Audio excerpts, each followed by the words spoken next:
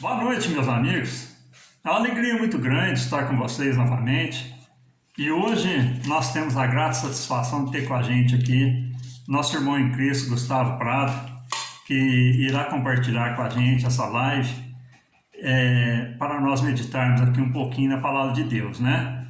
E eu quero passar para o Gustavo para dar aí as suas saudações. Olá, queridos ouvintes. Deus abençoe a sua entrada, Deus abençoe a sua saída. É um grande prazer estar aqui com o irmão Silvio para a gente compartilhar uma palavra de Deus para os seus corações. Graças a Deus.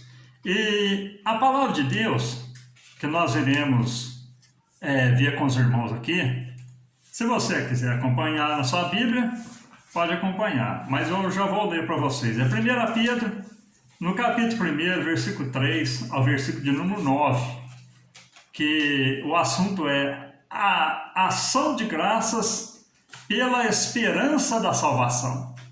É um assunto muito interessante, né, irmão Gustavo? Muito interessante. Esperança da salvação. Porque não justifica a gente falar que é um cristão, irmão Gustavo, e não ter esperança que tem uma salvação. O que você acha? Com certeza. Todo cristão que serve ao Senhor, ele tem que ter uma esperança. E a gente sabe qual que é a esperança que todos nós devemos ter em Cristo, né, irmão Silvio? A esperança de salvação e vida eterna. Com certeza. Não é verdade? É o que diz essa palavra.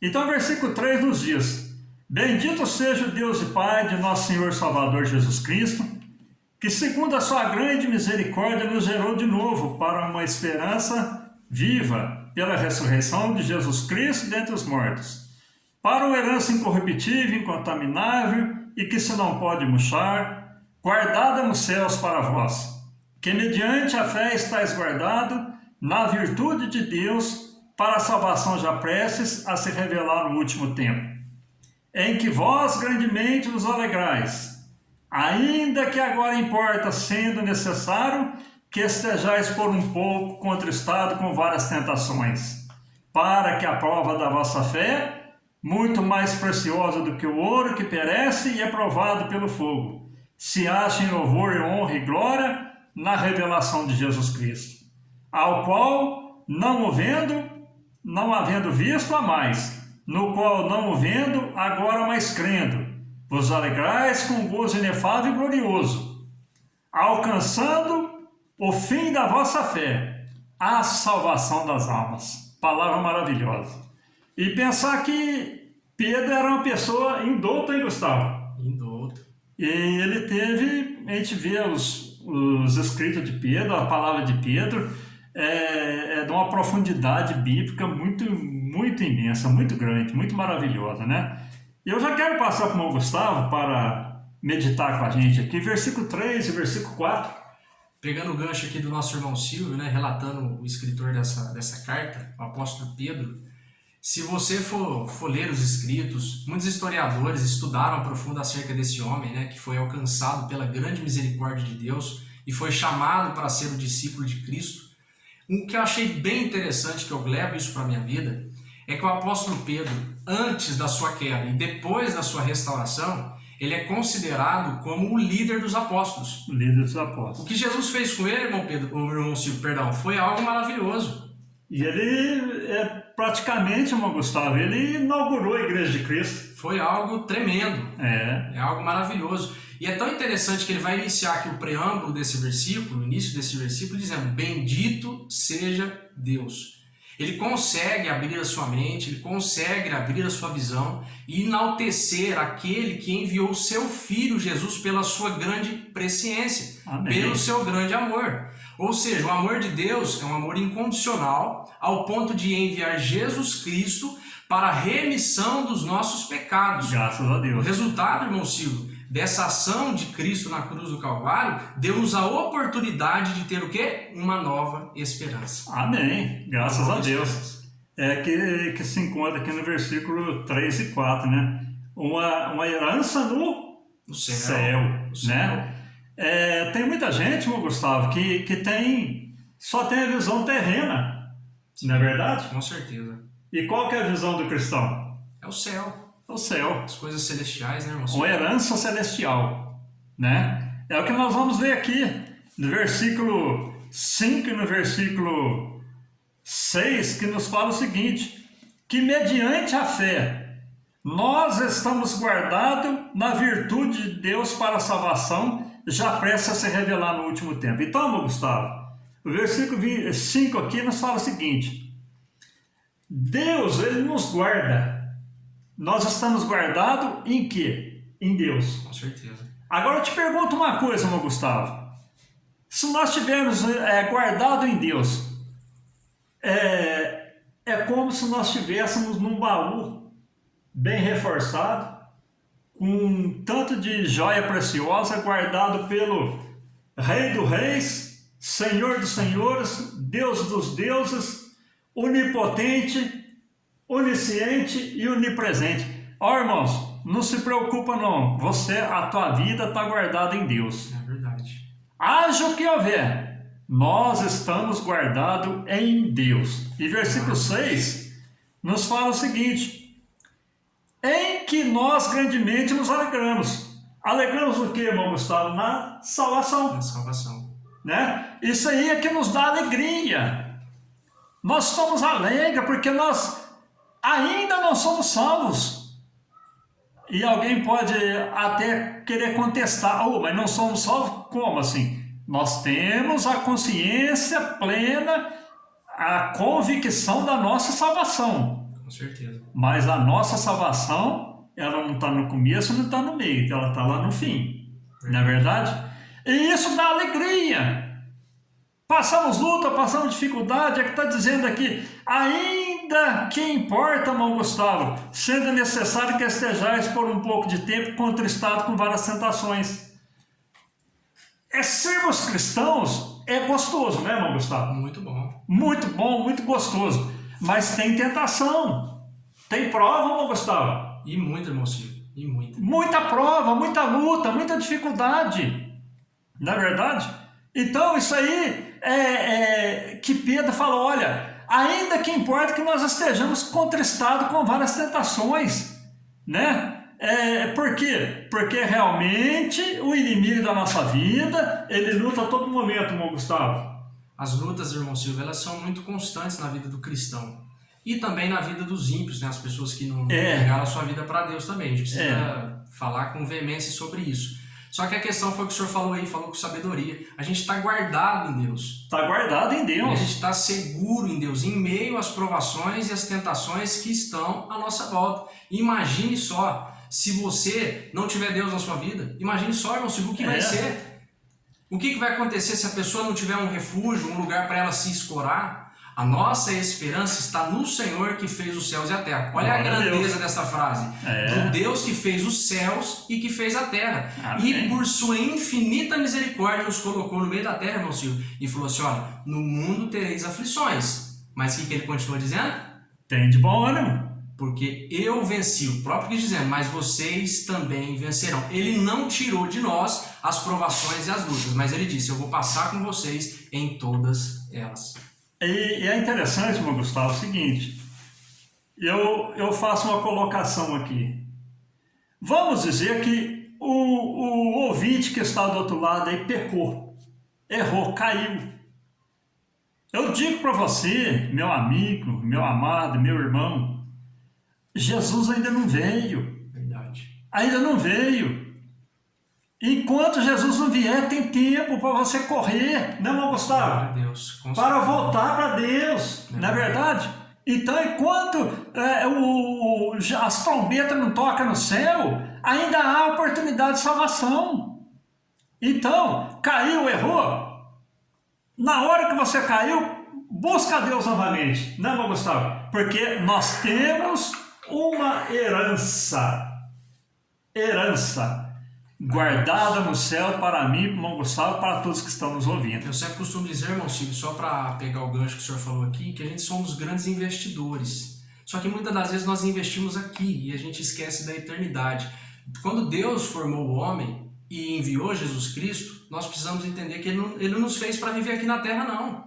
Ele nos fez para o céu, Ele nos formou para o céu. E a gente investe tanto aqui nessa terra e a gente acaba esquecendo de investir na eternidade. O irmão Silvio disse aqui, é um grande conselho: acate este conselho. Se você tiver alguma dificuldade, se você caiu por intermédio de alguma situação, Recorra a Deus, porque Ele te fez para você viver a eternidade, essa esperança que nós estamos dizendo aqui essa noite. É interessante, irmão Gustavo. Esse trechinho aí, é bom até parar um pouquinho aqui. O seguinte, nós temos um Criador, não é verdade? Sim. E nós éramos o quê? Criatura, porque Ele nos criou. E a misericórdia de Deus é tão grande que o que Ele fez, irmão Gustavo? Ele nos adotou como filho. Que ação, né, irmão? Olha que amor. Que ação. Por isso que Ele nos guarda, não é verdade? Por isso que Ele nos protege e garante. Aquele sangue que foi derramado na cruz foi para garantir a salvação, não é verdade? Glória a Deus. O versículo 7 fala o seguinte aqui: para que a prova da vossa fé, muito mais preciosa do que o ouro, que perece e é provado pelo fogo, se acha em louvor, honra e glória na revelação de Jesus Cristo. Eu queria que o meu Gustavo falasse um pouco para a gente nesse versículo. Irmão Silvio, é bem interessante o que Pedro está falando aqui, só para a gente melhor compreender e colocar dentro dos nossos corações, que quando ele escreveu essa carta aqui, os dispersos que saíram de Jerusalém estavam sendo perseguidos pelo imperador Nero.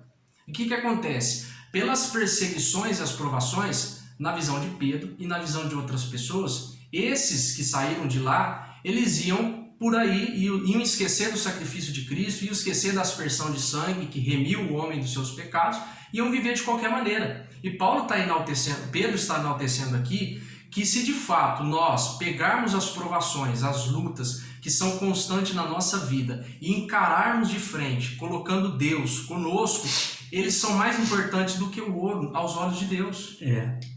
E o que o Pedro falou aqui? Olha, às vezes a prova da nossa fé, ela é provada como ouro. Como ouro. O ouro, irmão Gustavo, ele chega a derreter com 1000 graus. E às vezes a gente passa por tribulação na terra, que é a mesma coisa que a gente está num cadinho, né? O cadinho que derrete o ouro. 1000 graus lá de fogo. Nós passamos por prova de fogo, irmão. Né? Mas o que diz esse versículo, para que a prova da nossa fé é muito mais preciosa do que o ouro. A nossa fé, ela nunca deve ser abalada, irmão Gustavo. Verdade. Passamos por prova, por dificuldade, mas nós temos um destino. Sim. Nós temos um lugar para chegar. Nós temos um Deus para servir e uma salvação para conquistar. Não é verdade? Com certeza. E é o seguinte, ela se acha em louvor e honra e glória na revelação de Jesus Cristo. Quando Jesus vier, é o que diz a Bíblia, achará a fé na terra. Então eu tenho que estar com a minha fé. Que Pedro quis dizer, na posição de estar servindo esse Deus, confiando na minha salvação, que Ele prometeu, Gustavo. Então. Não é verdade? Com certeza. Graças a Deus por isso. A ação da Trindade aqui, ela é muito profunda na vida do homem, irmão Silvio. Deus, Ele executou o plano. Ele planejou um projeto de salvação para o homem. Amém. Jesus executou, só que a gente não está sozinho, não. A gente não está sozinho nessa terra aqui. Quando Jesus foi, Ele disse assim: enviarei o meu Espírito Santo para que esteja convosco. Ou seja, é o Espírito Santo que nos santifica para a gente conseguir sobressair sobre essas provas, essas dificuldades que estão no nosso caminho. Ou seja, a Trindade aqui coopera para o homem miserável, muitas das vezes considerado inútil. Olha a ação de Deus, irmão Senhor. Uma ação maravilhosa, uma ação... A gente fica estagnado de ver o que Deus faz na onipotência dele para salvar o homem igual eu, que não tinha valor nenhum. Na verdade? É tremendo. Graças a Deus. E o versículo 8 fala o seguinte... É muito interessante esse versículo, meu Gustavo, ao qual, não havendo visto, há mais, no qual, não o vendo agora, mas crendo, vos alegrais com gozo inefável. Irmão Gustavo, nós não tivemos, irmão Gustavo, o privilégio que os apóstolos tiveram. Na verdade, nós não tivemos. A gente não viu Jesus, mas amamos. Não vimos Ele, mas nós cremos. Aleluia. Não tivemos, irmão Gustavo, o privilégio que Pedro teve. Que privilégio, irmão Silvio. Que privilégio. Já pensou? Ele participou da transfiguração. Nossa. Ele participou da multiplicação dos pães. A sogra de Pedro foi curada. Quantos milagres ele mais fez, irmão, que Pedro participou? E nisso que o senhor está falando aqui é algo de uma grandeza tão grande que deixa eu só voltar um pouquinho aqui, o pastor Silvio me permita. Antigamente, lá quando o povo de Israel estava no Egito, sempre interrogavam por que eles adoravam um Deus que eles não viam, pastor. Os povos pagãos sempre tinham um Deus feito de estátua, feito de ouro e outros tipos de situações. Mas o povo hebreu, o povo de Deus, não, o Deus deles era invisível. E eles sempre questionavam e perguntavam, olha, como é que vocês sabem que esse Deus de vocês é real? E a resposta era simples e objetiva. Quando o vento bate no nosso rosto, nós sabemos que o Senhor está conosco. Amém. Glória a Deus. Quando tem um pão na nossa mesa de manhã, nós sabemos que o Senhor está conosco. Glória a Deus. Ou seja, a esperança deles não estava em nada figurativo, algo que eles pudessem pegar. A esperança deles estava no Deus, que tem olhos e vê, tem boca e fala, tem ouvido e ouve. Até que quando eles clamaram a Deus, Deus enviou o libertador e tirou o povo para ir para a terra de Canaã. Graças a Deus. Que coisa maravilhosa, irmão Silvio. É o que Pedro falou. A gente não vê ele, né? A gente não viu, mas amamos ele. Amamos. Não estamos vendo, mas nós cremos que tem um Deus. Glória a Deus. Né? E o versículo 9 eu quero deixar para o irmão Gustavo concluir. E nós agindo dessa maneira, irmão Gustavo, que nós acabamos de falar agora no versículo 8, aí cumpre o versículo 9, que eu vou deixar para você fazer a conclusão. Alcançando o fim da vossa fé, a salvação das almas. A fé, irmãos, é a conclusão de tudo. A Bíblia tem vários relatos, vários versículos, vários textos que falam sobre a fé. Uma fé invisível, mas uma fé que a gente crê que dará resultados. Amém. Eu sempre costumo usar o exemplo da fé como um agricultor que saiu para o campo para plantar a sua semente. Vamos usar aí uma semente de mostarda. É claro que se algum agricultor estiver me ouvindo aqui, ele vai dizer várias situações que ele faz para plantar a sua sementinha. Mas imagine que o agricultor sai, ele escolhe a terra melhor, uma terra que ele crê que vai dar frutos, porque a terra está sarada. Ele abre o buraquinho lá da terra, né? Estou falando aqui, o irmão Silvio provavelmente já conhece mais do que eu sobre agricultura. Ele planta a sua semente, ou seja, ele abriu o buraco, ele preparou a terra, conheceu a terra, plantou a sua semente e de vez em quando, se ele possível, ele vai e rega. Ele vai regando aquela sementinha, Mas quem vai fazer a semente da mostarda florescer é a terra.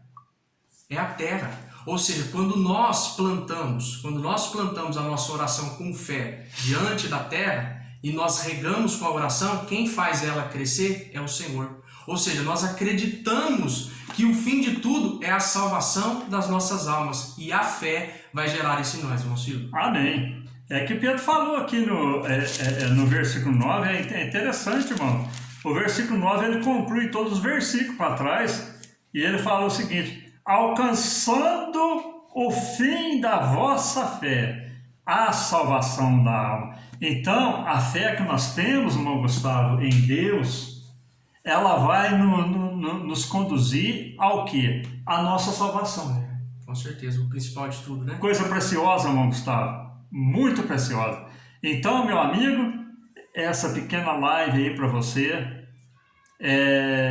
nós fomos gerados, nós temos uma salvação, Deus cuida da gente, nós somos provados, mas nós seremos salvos. Amém, meu Gustavo? Glória a Deus, irmão Silvio. Então, passa para o irmão Gustavo da sua conclusão. Eu quero agradecer a Deus, né? Agradecer ao irmão Silvio. Foi um prazer estar com vocês aqui, que essa palavra ela possa entrar dentro do seu coração aí, florescer, e o nome do Senhor venha ser glorificado através da sua vida. Deus abençoe, irmão Silvio. Deus abençoe. Amém, irmão Gustavo. E não vai ficar só nessa vez não, né, irmão Gustavo? Amém. Logo a gente volta aí de novo, tá bom, irmãos? Glória a Deus. E eu convido a você que ainda não é inscrito no meu canal no YouTube. Então, YouTube, nós temos o canal. No Facebook eu tenho a minha página. Tanto no YouTube quanto no Facebook é Bíblia com Valente. É só você pesquisar lá que você vai achar. Então lá nós temos muitos vídeos lá no YouTube que você entrando lá, se inscrevendo, acionando o sininho de notificação, assim como eu postar, toda semana a gente está postando bênção nova para você. Você estará recebendo.